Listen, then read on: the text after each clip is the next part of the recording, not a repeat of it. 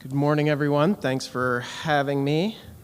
We got a lot to cover, so I'm going to jump right in. I'm going to start today with a overview of USApple Association, what we do, sort of the corollary to the Washington State Tree Fruit Association at the national level. Then I'll jump into some production trends, talk about the latest storage report, which will be out tomorrow, so a little bit of advanced peek there. Look at some movement trends, exports, and some prices. So USApple is your USApple Association. If you're a grower, you're automatically a member of the USApple Association as a function of your membership with Washington State Tree Fruit Association. We do represent the entire USApple supply chain in Washington, D.C. Of course, like most trade associations, have membership and events. Our annual Outlook conference in Chicago, communications functions, data and analytics, that's my basket. I'll plug this, a week from this Thursday, I am giving a webinar that will be basically this presentation times 3 probably. So tune in for that. It's free if you're interested. Thursday, December 19th at 3 p.m. 12 p.m. This time. Legislative and regulatory affairs obviously is a big part of what we do, and the reason why we're located in Washington, D.C., headed by Diane Curley. So we are administration agnostic. Here's our former chairman, Jeff Colombidi, meeting with the vice president, Mike Pence, during the first Trump administration. Here's our president, Jim Baer, meeting with President Biden.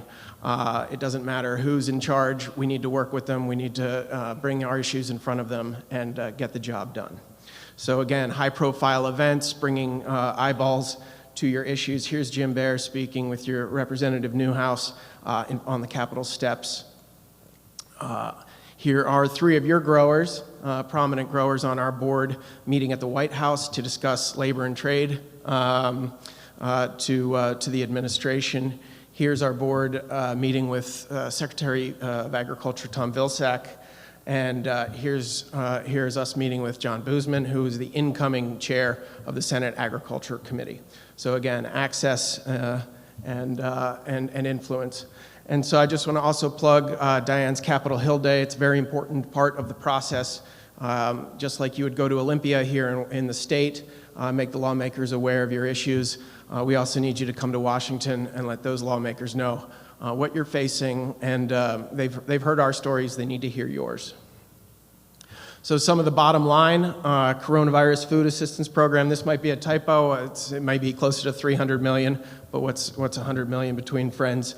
But you were out of that program. USApple stepped up and got you into that program, $300 million in your pockets as a result. Section 32, extraordinary apple buys. So the government's always buying apples for school lunches and military, et cetera, but sometimes they buy extra apples if we ask them to. Over the last 18 months, they've done that to the tune of about $100 million. And as John Devaney was mentioning before, take the help when it's offered. USDA just announced this morning a new $2 billion program for specialty crops. We understand the details are going to be like the CFAP funding, so about $125,000 cap per application, but those applications will start tomorrow. And the money will start going out very quickly and be sent out before the new administration takes effect. So we will definitely send communication on that, but highly encourage you to look for that and take advantage of that money. 2 other quick things. We updated in terms of resources for our membership, we updated this pesticide data program backgrounder on our website. USDA occasionally does these samples, and we found that, they found that 100% of the samples of over 1,000 samples of apples and applesauce were within EPA tolerance residues. So as the media, sometimes you get the dirty dozen list, or you get bad news stories with, certain things. We have these resources on our website for you to come and download, to be able to respond to media requests, et cetera. So apples and applesauce being very safe. I will also say that there's been movement on the H2A regulatory relief from courts. So USDOL released a rule, a worker protection rule, that would have increased expenses, administrative burdens, et cetera, for our members. And USApple and a couple other ag groups sued the DOL and we won that judgment along with a couple other lawsuits. It's looking like USDOL will be backing down from that, so another win for that. All right, let's jump into the data. So if you recall from last August, USDA estimated around 282 million bushels would be produced in the United States. We met at our Chicago Outlook conference and adjusted that downward to around 260 million bushels. Those are 42-pound bushels, not 40-pound bushels. Sorry, guys. In Washington State, 155 million bushels, down 15% year over year. New York was expected to be the only state increasing year over year to around 31. Michigan meeting that, 31, down 4% year over year. Pennsylvania producing 12 million bushels, down 13%. California down to 5 million. It's been a rapid decline for California apple production, down 4% year over year. Virginia at 5 million bushels, down 6%. Oregon, 4 million bushels. So these 7 states combined are actually what USDA calls U.S. apple production. It stopped collecting data on North Carolina, Wisconsin, Ohio, et cetera, in 2018. So USApple estimates the production from the combined other states, estimates around 18 million, down a little bit year over year, but that's how we get to the 260. So overall, down 10% year over year on production. We don't like any individual farmer to have a bad year, but when the industry produces less apples, it is a little helpful for prices. So we'll see that in a second. So again, this is USDA data. They're calling the cap for production back a decade ago in the 2014-2015 season at 282 million bushels. But of course, as I mentioned, they stopped collecting data on a bunch of states in 2018. And so if you add those, if you tack those on to the USDA numbers, last year was most likely our biggest season ever. So congratulations. And we'll see what that did to prices.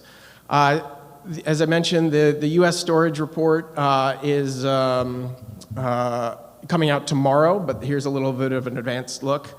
We use this analysis to try and judge whether or not those August adjustments were in line. So typically, there are typically 56% of the production any year is what shows up in on our December storage data point. You can look at that conversely and say that on average 44% of the apples that, the final apple production figure never shows up in the storage report. They move, whether they were never in there or they were never made it into storages, move prior to the December 1st in any given year. So if we use our 260 million bushel estimate and we apply and we look at what our December storage volume is, one of two things is true. Probably a combination of both, is that either pre-December movement this year was slow, and we're only moving 35% of the apples prior to December 1 versus the 44% average, or our production estimate was low, in which case production, if we in fact met the average of 44% pre-December movement, production might be somewhere up close to 300 million. The likelihood is that there's probably a combination of both, and that true production number back in May that we'll find out about will be somewhere in between those two numbers. And here's just sort of what happened last year, exactly that the end of our first production estimate was that low point. Based on the December analysis, it was the high point, and the final production number ended up somewhere in between. So one thing that concerns me, as I showed you, the last year was the all-time high production volume. So what does that mean for the overhanging crop of last year coming into this year? Well, our last storage report at the U.S. level showed 40 million bushels of fresh, which was close to 40% year over year increase. So that was a little bit concerning. USApple will be extending its national storage survey until August this year, so we didn't have a July data point. And Washington State Tree Fruit, their own data point, showed 17 million bushels of fresh in August, which was about 30% year over year. So a lot of apples left over. And here's just sort of what happened that last time, that last peak a decade ago in 2014. only about 3% of the yearly movement happened in the late part of the year, the post-August, basically a year after the apples were harvested. About 3% of the movement happened between September and December.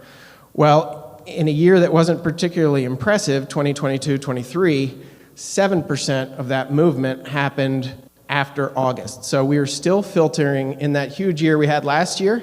We are still selling 22-23 apples, 18-month-old apples, into the system with a much longer tail. So again, seeing that trend, I was a little bit concerned about what the overhanging crop was going to be from last year was going to do into this year.